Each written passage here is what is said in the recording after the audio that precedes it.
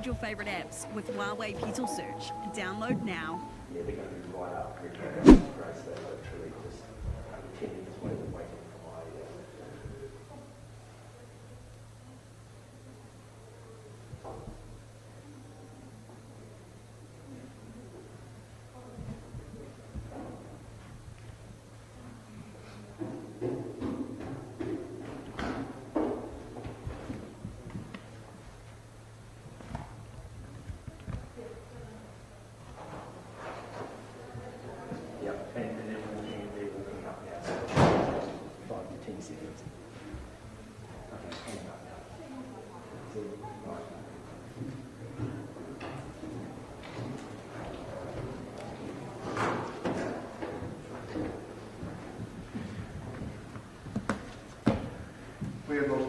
Before we proceed, I'm just going to welcome formally the Minister and Dr. Rainger into Huawei. Te ngā rana tira te ngā kōrero ko tāi ngā tīngana ne ka pāho i ngā tatauranga o te rā. I tira te whakapoke i ngā kaupapa hana i tira tira ki tā tātou kaupapa karanui ki mai ei tātou. Tēnā kōrero e ki minita, tēnā koe, tēnā kōrero. Thank you. Well, kia ora everybody. I'll take my mask off for this part and we'll put it back on again afterwards. It's good to be in Auckland today. This is, of course, my first visit to Auckland since the re-emergence of Covid-19, so it's good to be back amongst you all. I'm joined today by Dr. William Rainger, the Director of the Auckland Regional Public Health Service, who's going to update us on the latest case numbers and information shortly. But before I hand over, I do want to just acknowledge the incredible work of the Auckland Regional Public Health Service. They have been working tirelessly over the last 3 and a bit weeks. ARPS has been at the forefront of the contact tracing work that we have been doing in trying to contain the current community cluster of COVID-19. Since the current outbreak began, our COVID contact tracers have identified 3,162 close contacts, and they've successfully contacted 2,984 of them so far. They've been consistently hitting the gold standard target of contacting 80% of close contacts within 48 hours. That's a critical goal for us if we're going to stop the growth of the cluster and keep it under control. That work has made a significant difference, and it's one of the reasons that Auckland has been able to begin the transition from Alert Level 3 back down to Alert Level 2 with confidence. So I'd like to thank you, William, and your team here in Tamaki Makaurau for the work that you've been doing to keep us all safe. So if you could now give us the regular case update and perhaps tell us a little bit about the work of your team, and then I've got a few other messages to share and we'll get into question and answers.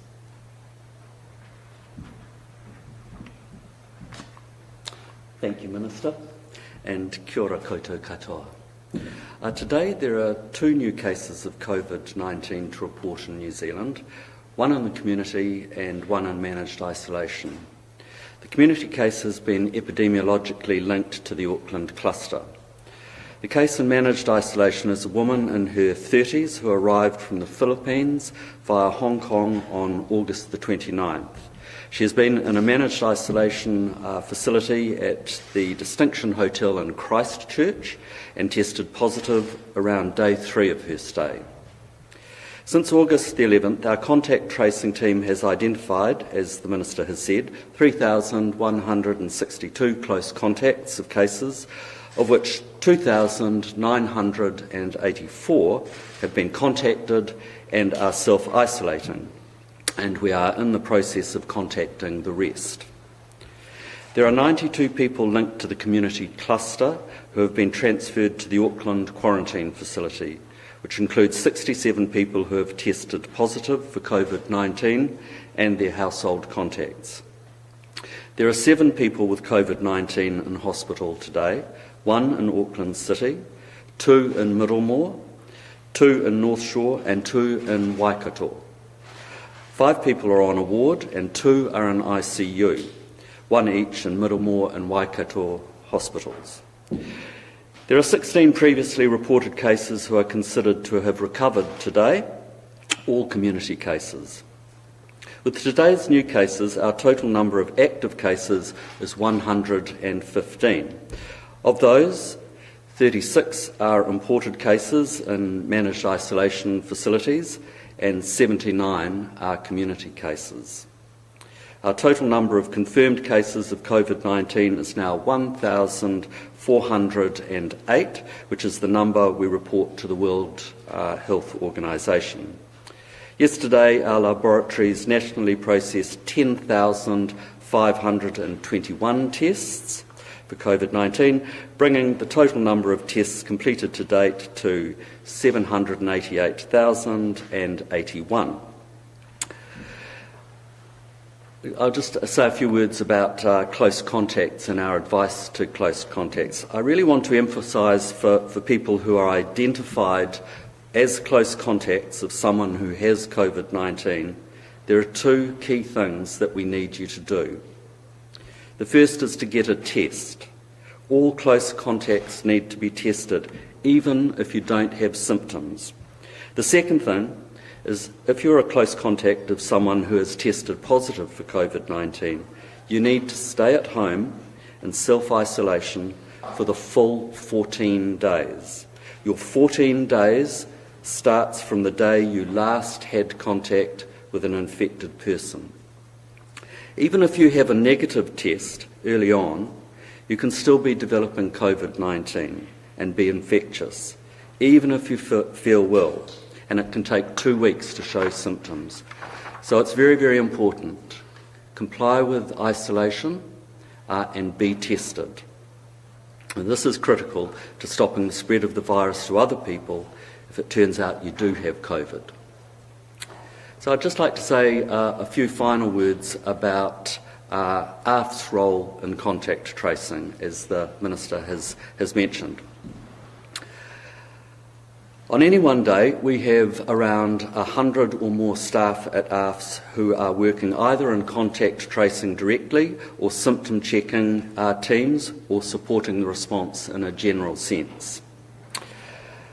Contact tracing involves, first of all, interviewing cases who may have passed on the disease while they were infectious, calling the contacts of identified cases to inform them of this status, to determine if they have COVID-like symptoms, to place them into isolation and to provide appropriate information to support their isolation, and also to provide them with the welfare support to help them to stay in isolation.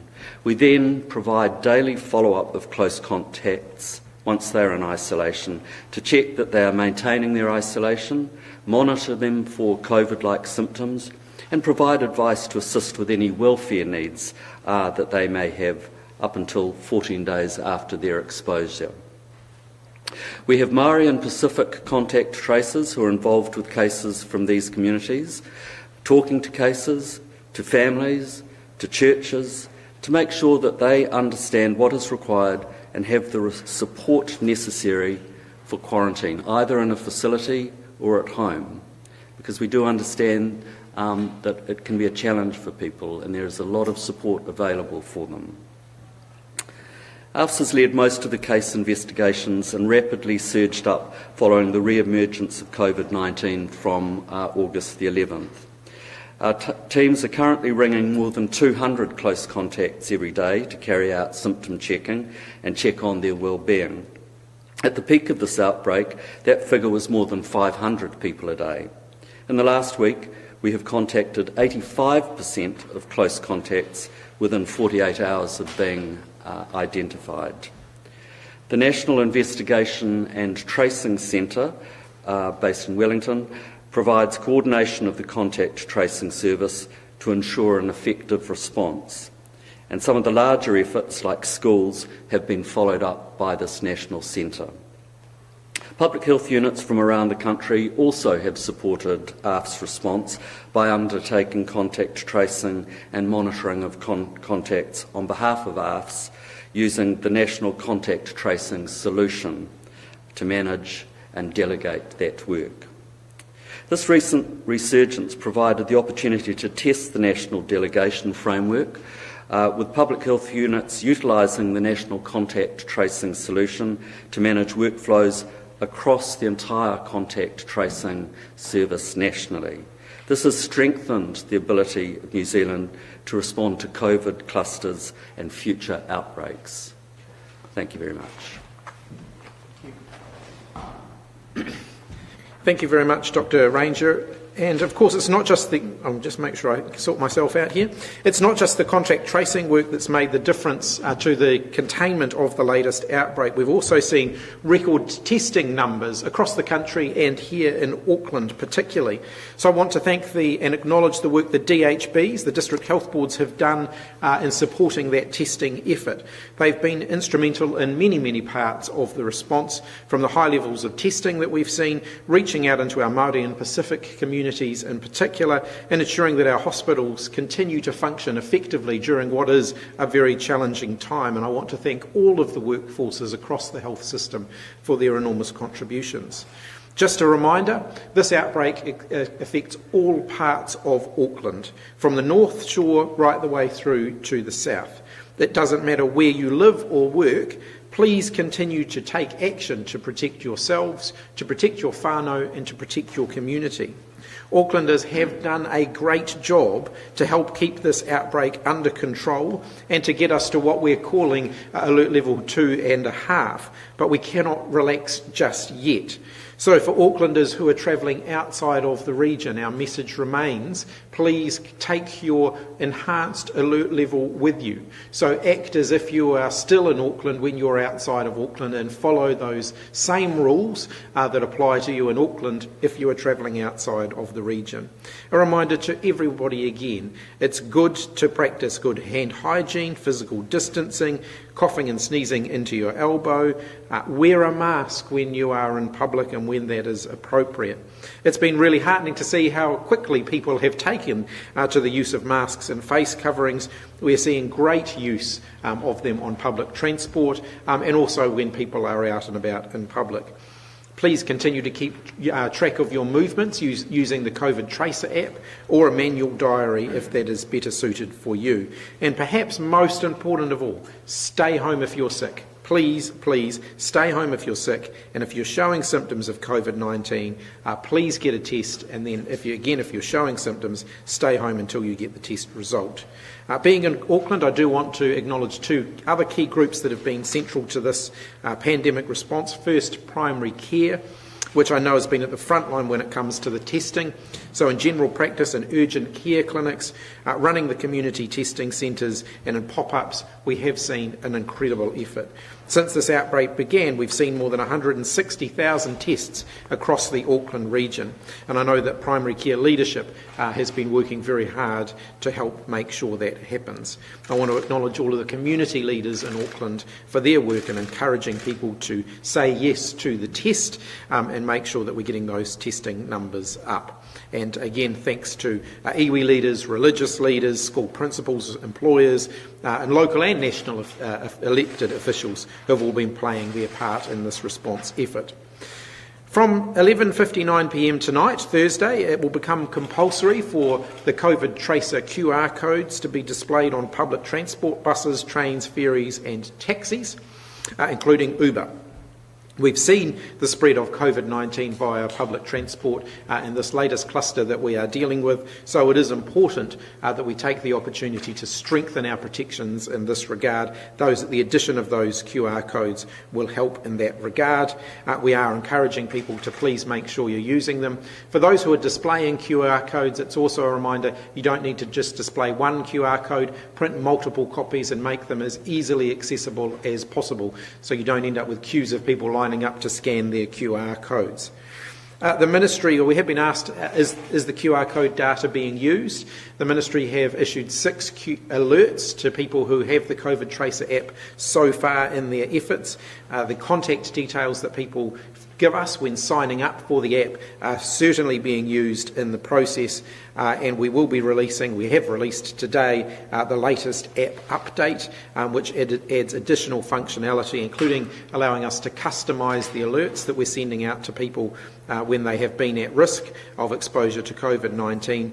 We're allowing people to edit their digital diary entries, and also to save their national health number into the app, which will help to speed up the process if they need to get a COVID-19 test. One final message from me.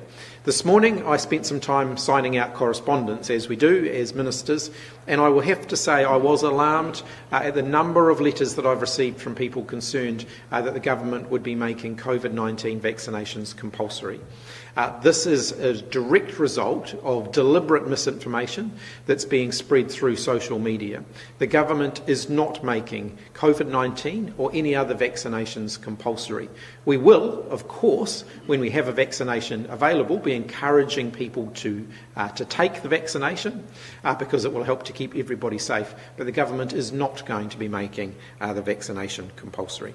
And with that, I'm happy to take your questions. Yes. Just on masks, Minister, many bus drivers in Auckland have been spotted not wearing them. Is that acceptable?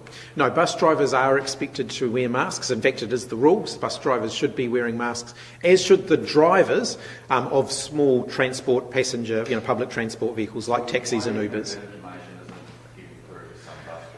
It should be, and we'll certainly take steps to make sure we're reminding their employers to feed that information through, and we will be looking to see whether there's any issue around supply of masks, for example, so that if there is an issue there, that we can resolve that quickly. So they could be fined or something like that if they're found to not be wearing masks, just like a member of the public could be? They could be, but ultimately, as we've said, in this early phase, we're working on encouragement and on ensuring that people know what the rules are, making sure that that's all communicated clearly. We are seeing high levels of compliance, but if there are issues where there are persistent pockets of non-compliance, then of course we have options and we can take further action there. Just on NCEA, some schools in South Auckland in particular are recording 30% student attendance. The outlook for external exams is problematic. Would you consider calling off NCEA exams and relying on derived grades? So we've already extended the time frame for NCEA exams, so we've pushed that out so that they'll be a bit later this year than they normally would be. We've also pushed out the date for submission of portfolios, which is also part of the NCEA assessment process, and we have put in place a supplementary credits regime for those students who are still doing learning but maybe wouldn't have been able to do the level of assessment that they normally would have been able to do in a year. Of course, we're constantly looking at that. We're also looking again at whether we can do more in the summer period to help those students who may fall a few credits short and need to do a bit of catch up over the summer period so that they can go on to further tertiary study next year. And Te Kura, the correspondence school, are working very closely with the ministry around how they might be able to support that. They have supported that kind of approach in the past. So when you say you're looking at it, do you mean that the exams could be put off for some pupils? We've already delayed the exams. Of course, we will seek. We're always getting feedback from Auckland schools, and I'll continue. The ministry and I will continue to look through that very carefully. We've not made any further decisions about delaying exams at this point, though. There are primary school principals, Mr. Hipkins, who are suggesting that they don't think people will come back and maybe until term 4. What reassurance can you continue to give to parents who are nervous, especially in South Auckland? At alert level 2, it is safe to send your kids back to school.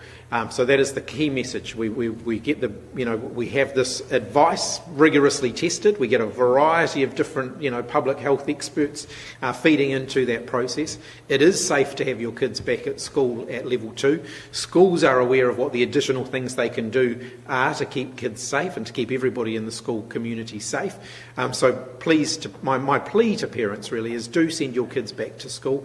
They're losing valuable learning time, and there really isn't the public health risk that really should be resulting in those kids staying home. We've had some people who have more up-to-date, just in terms of the COVID Tracer app, a number of people who have up-to-date and new Huawei phones who can't download the Tracer app on their new Huawei phones. Are you concerned that there might be problems there? Are you aware of that? No, I'm not aware of that, but certainly we'll have a look at that.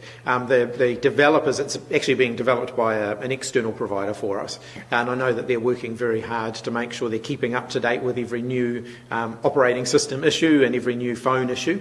But of course, technology moves fast, and they have to keep moving fast in order to keep up. So the latest update, the one that's being released today, of course, will include the next iteration of updates to account for operating system updates, but we'd have to look at if there was a particular model that wasn't being adequately serviced, then of course we could look to issue a special update for that.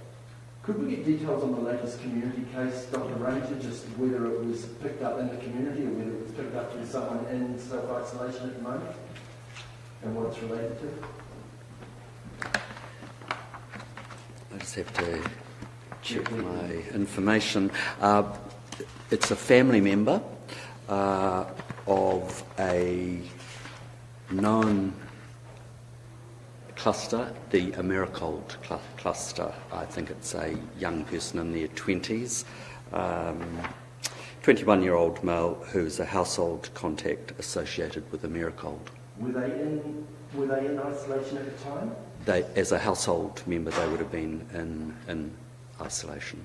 Are you able to give us some sort of breakdown on the number of these positive cases in the community that were found within an isolation context rather than picked up at community testing? Because clearly, as you isolate these cases, there are still some, I guess, in the community that are being picked up. How many are being picked up in?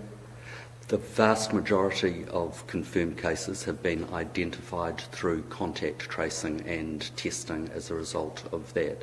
I can't give you an exact number, but it's an overwhelming majority. How many, though, would be picked up at testing stations in the last week? Have you got an idea of the percentage even? I think it would be close to zero in the last week. So can we be confident then that we are on top of this outbreak?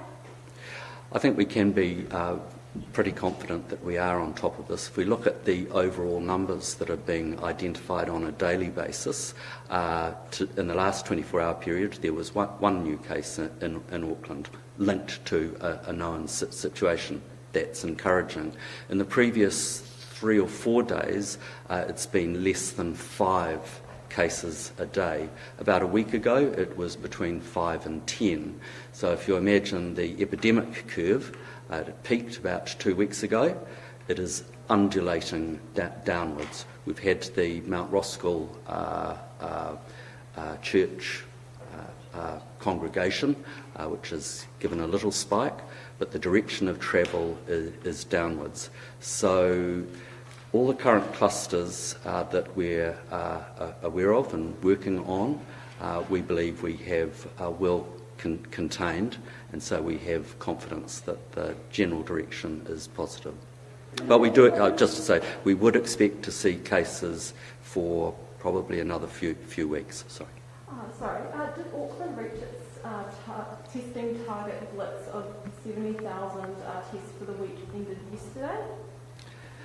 I might ask the Minister to And answer that. also, do you want more testing in Auckland as well? The answer to the second question there is yes, of course we do want to see that testing continue. So we saw about 10,000 swabs processed yesterday, just over 10,000 swabs processed yesterday. I'll be very happy if that level of testing continues for a while longer, because again, it's just that gives us that extra reassurance that if there are any other cases out there that we haven't picked up, that the net hasn't gathered up yet, that we're going to identify those. So I think we said we wanted an average of around 10,000 tests a day for 7 days, so around 70,000 tests. We wanted the majority of those to be in Auckland, and we've hit that target. I think we got about 67,000 overall. So we were, there or thereabouts in terms of the overall testing target we set for the 7 days. And then obviously we've seen a good number of tests yesterday, and we're seeing that testing continuing. So we do want to see those numbers stay up. We wouldn't necessarily expect them to be staying up at 10,000 tests a day indefinitely, but in this period of time, when we're transitioning down through the levels, that an enhanced level of testing gives us all good confidence that there aren't other cases going undetected. And if I could just come back to the previous point, one of the things that the Cabinet looks at when we make decisions about alert level changes is the number of cases, the nature of the cases that we're seeing. So it's not just the number, because you can have a large number of cases, but they can all be known, for example, and they can all be people who are already isolating, and that wouldn't necessarily cause concern. So over the last couple of weeks, we did see some days where we saw quite a high number of community cases, but they were often directly linked to one another. So they were a series of, it might have been an event that everybody attended, and therefore we saw a group. So they were already isolating, so that in itself doesn't create a huge degree of extra anxiety. On the other hand, a smaller number of cases that are not in any way connected, and that takes a while to connect, those are the ones that frankly keep me lying awake at night worrying about. Normally, of course, they are linked, and we've seen that through this episode. This episode we've been dealing with. Sometimes it takes a day or two just to gather all of that information, but we're always looking at the nature of the cases and the relationship between them when we make those alert level decisions. So, Minister, those levels of testing, though, in Auckland, let's be honest, they aren't at the levels. I know you sort of said 10,000 nationally and 7,000 pretty much in Auckland, but really that number hasn't been hit since last week. I think some are being very close, but they've also been pretty low, and some days only 4,500. I mean, you have to be that concerned, given also now that you're asking for people who are close contacts, who are asymptomatic, to come out. Yeah, so we do always anticipate, sadly, a drop in testing numbers over the weekend. There's something about New Zealanders, they don't like to go and get tested in the weekends, and that's been a constant feature of our Covid-19 testing since we started it earlier in the year. But we have seen higher than our average test numbers on weekdays, on some of those weekdays, which has allowed it to balance out overall. So the issue is, I mean, we want to keep our testing numbers up, so we've still got a big push on our visibility around testing. I was down at Otara earlier on and had a walk around the market there, saw the testing station is still there, people can still drive through, it's still very accessible. They didn't actually have anybody in there being tested as I walked past it, but we're still going to have that real focus on keeping that visibility up and making sure that people can get tested easily. Is it possible the rest of the country will come out down to level 1 for Auckland? Do you see that as likely? Look, that's very hypothetical at this point. I think the changes, we'll be looking at the number of new cases that we're seeing. We'll be looking at the practical implications of any changes to alert levels. So one of the reasons that we didn't make any change to the rest of the country as Auckland moved from level 3 to level 2, of course, is that Aucklanders get a lot more mobility as they come out of their level 3 restrictions. And so that's a time when we just need to be vigilant around the rest of the country that we're not seeing any spread around the rest of the country as well. So again, we're wanting to see our testing numbers maintained at a higher than normal level, and we have been maintaining them at a higher than normal level around the rest of the country for a period of time as well. Just again, for that purpose of surveillance, just to give us all confidence that if there's any further COVID-19 out there that we're picking it up. Just on the confidence of cases, I mean, yesterday you said on the RNZ's checkpoint that in all of the cases, quote, there are either an epidemiological link or a genomic link. Are you sure that that's accurate? Yes, except for the maintenance worker at the Ridges, who is obviously not linked back to the cluster. And there's, I think, one recent case, i.e. a case that's been in the last 2 or 3 days where that's still under investigation. That tends to be the case. But every other one, there's either one or the other of those links. So there's either an epidemiological link, i.e. we know who they came into contact with, who is likely to have given it to them, or a genomic link, which means that we know that it's the same virus that they've picked up. I've always said too, in the first sort of 48 hours after you get a case, sometimes it will take a wee while to nail that down. But yes, they're all being linked. And I think in the one case that was under investigation, there was a likely epidemiological link that was still being absolutely nailed down. Why does the Health Ministry something mean that there's no epidemiological or genomic link with the person who tested positive whose brother went to Hollywood? That one is still under investigation. You're correct. So yes, no, that is the one that is still under investigation. Yes, you're correct. Okay, so is that important? Is that the kind of case that keeps you awake at night, as you say? Look, we do look very. I'm not sure what's happened there. Sorry, the lights have gone out. I don't know if you. 20 cents a metre. Yeah, it wasn't the question. So do you want to run through that again? So I lost track of my. So we know that in fact there are cases where we can't establish any contact link or science link. So are those the cases that worry you? In that one, the result was. I don't actually have the details of that case in front of me. I don't know whether.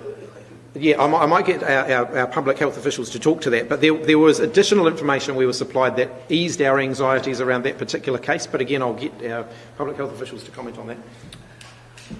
Yeah, I don't have the details right in front of me, but what with the Hobbiton case, I think the key issue there is that it is likely to have been a historical exposure, and that there has been no onward spread as a result of that. So that makes us believe that there's no further risk associated with those cases. So the fact it wasn't linked to the Auckland cluster, so it's not H111. So what strain of the virus was that one? Look, it's B111, and I can't recall. Okay, and just finally, you said before you get confidence the clusters are contained or you're on top of it or something along those lines. How can you get absolute confidence when you don't know the source of the original Auckland cluster outbreak? You don't know some of these other cases. That still must be an area of concern because you have no idea how this cluster actually started or how the subcluster from the church started. It's a matter of certainty versus probability and likelihood, and there are a number of factors that we can consider that give us doubt or certainty. So one is the fact that all cases that are coming through, except for the maintenance person, are related to the B11 cluster. So with all the community testing that's going on, there's no new strain that is being identified. So that's one piece of information. The other piece of information is that with the community testing going on, as I said before, the vast majority of cases are arising either through identification through contact tracing or through the appearance of symptoms, which is a minority. And the third thing is our ability to contact trace around new cases when they do emerge and understand the transmission pathway onward from those cases. So putting together all those pieces of information, as well as looking at the overall epidemic curve, it gives us confidence. But it's a probability question. Dr. Rainger, can you explain how the provision of information to primary care and general practice in particular has changed since the pandemic began? So could you just say that again? The information in terms of testing criteria, updates, all that stuff. Yes. From us to general practice. Yes. How has that changed since the pandemic started? So the policy around testing criteria has changed from time to time during the whole course of this current outbreak and the wider outbreak as the epidemiology and the alert levels change. How those policy decisions are made centrally, and then they're communicated to primary care through the northern region, through the DHBs, through established communication mechanisms. And in terms of FTEs, what are us FTEs now compared to the start of the pandemic, and especially around speakers of 90 Pacific languages, Asian languages? So we have we've more than doubled our FTE. So I think I said before, at any one day we've got 100 or more people working on COVID. In terms of our overall workforce, we've got 250 plus, and we're usually at around 140. And that was not at the start? And what was that at the start of the pandemic? Sorry, say again? What were your FTEs at the start of the pandemic? Around 140. Yeah. So I just go on to say the other part of your question was about Maori and Pacific. So we've established a Pacific team for contact tracing, interpreting services and provision of welfare for Pacific peoples. Likewise, we've established a Paiora Maori approach which has the same capability. So we've got specific skill mix to support those particular populations. It's very hard to find contacts are being handed to them. They're being assisted by the whānau and South Seas, those sort of entities. Is Can that you give an idea of what sort of percentage numbers they're helping with and sort of maybe discuss well? what they are providing? In this current outbreak, there's 75+% of cases are Pacific, and a proportion are also Maori as well. So what we do understand is that in order for people to understand and work with our quarantine and isolation requirements, they often need a lot of welfare support. There's things like food, but there's also income and housing provisions. So that's where the providers that you mentioned, the Whānau Ora, the Pacific Futures providers, work with us. In terms of an absolute number, I can't give you that off the top of my head, but it is a majority of cases given what this outbreak looks like. Can I just ask on the Mount Roskill Church, has it been established that some church members were meeting in lockdown for prayer meetings or other meetings? Just say that again, sorry. The Mount Roskill Church, yes. Were some members meeting during lockdown for prayer meetings or any other kind of meetings? Has that been established? The families that we are working with, we haven't found any exposures associated with any such events. So that's there's no evidence of that you've seen? From our contact tracing, we haven't found any evidence of that. Minister, can I just ask the Minister, have you seen any evidence of that? My understanding is that very early in the lockdown there were a couple of dates in question that were being investigated. I don't have those with me, but I'm certainly happy to get those details to you. So they were meeting on a couple of days. Has it been confirmed, or is it? I think they were under investigation, and I haven't actually got those. That was some time ago, so I haven't actually got the most recent information on that, but I'm certainly happy to get it to you. Are you convinced now that church is working alongside you properly and not just necessarily cooperating with tests? I mean, there's certainly a lot of talk around their philosophies and their attitudes to COVID. Yes, the feedback that I've had is that there may have been a little bit of resistance in the beginning, but that's been overcome, that there are good relationships there. The church is doing its part to encourage people who are involved with the church to get the test, and the testing numbers would indicate that is working. Okay, last couple of questions here. Did you give verbal sign-off on the Green School that in a conversation with James Shaw? No, I had a conversation with James Shaw where I indicated to him that it was not a priority for education funding. It's not the sort of thing that we would fund through education. But of course, I'm not one of the ministers involved in the decisions around the shovel-ready project, so it was not a matter for me to sign off or otherwise. I wasn't involved in that process. Why would you say, though, that you did, you did give verbal approval? Look, that's a question that you'd have to ask him. I've always been very clear with him and with anyone else who asked that it was not a priority for education funding. It's not something that we would fund through Vote Education. Do you think that Shaw isn't telling the truth? Look, he can ultimately explain his thinking and his reasoning, but I was certainly very clear on the feedback that I gave him. Can you just tell us exactly what was said during that? Well, look, I don't have an absolute transcript of it in my mind, but it went along the lines of this isn't something that we would fund out of education. If you're going to go ahead with it through a shovel-ready project, then you'll need to get it signed off through that process. But I was very clear that it's not something that I would sign off on if it was coming across my desk. It didn't come across my desk. Are you going to talk to him about that confusion?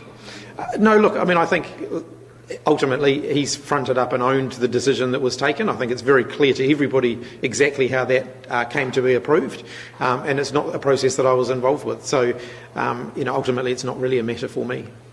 Last question over here. Will the Ministry be allowing the Wallabies, Springboks and Boomers to quarantine in New Zealand so that the rugby championship?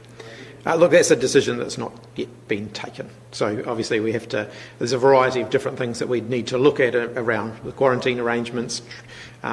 Bearing in mind my understanding of the discussions with them is that they want their quarantine arrangements to allow them to continue to train during that time. And so there's a lot of logistics that would need to be worked through as to whether or not that could go ahead. Decisions haven't been made on that at this point. And the masks have been mandatory on public transport now for a few days. Has there been any action against people who have been compliant? Not so far. We've seen really good levels of compliance. Where there have been the odd case of people not wearing them, it's normally because there's been a good reason for them not to wear them, like a health condition or whatever else.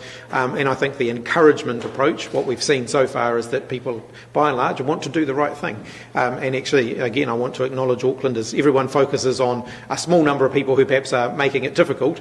Actually, the vast majority of Aucklanders understand the importance of what we're doing. They want to get this right. They want to get out of level 2. And they want to see the country out of level 2 as quickly as possible. And so we are seeing, people really playing by the rules, and I want to acknowledge that. Documentation being handed to people within isolation and quarantine is recommending those with dispensing scripts go to the chemist warehouse. Just wondering why it's being recommended to go to an Australian-owned chain rather than a local pharmacy. Look, that's news to me. I'm certainly happy to look into that. Okay. One question for Dr. Rainger. Yep, one. Sorry. Dr. Rainger, why would someone who was travelling on the bus with that St Luke's case, it was about 10 days ago, the worker at St Luke's who took a bus and there was a big white scale publicity, they reported in and were told they were a casual contact. They were contacted yesterday and said that they were in fact a close contact and now need to undergo a test. What's changed there? Look, I don't have the details of that, but what I can say is that as we go through the contact tracing process, which involves chains of transmission, more information can come to light. So I don't know the exact details of what you're talking about, but it's not unheard of. Could there be more people on that bus that effectively have tested positive that we're not aware of? It's unlikely, because we would have become aware of them. So from my memory, the people on that bus were treated as casual contacts and provided with the advice that aligns with that. Okay, thanks everybody. We'll wrap that one up here. The Prime Minister with Cabinet is meeting in Wellington tomorrow morning, and the Prime Minister will do their briefing tomorrow afternoon. Thank you.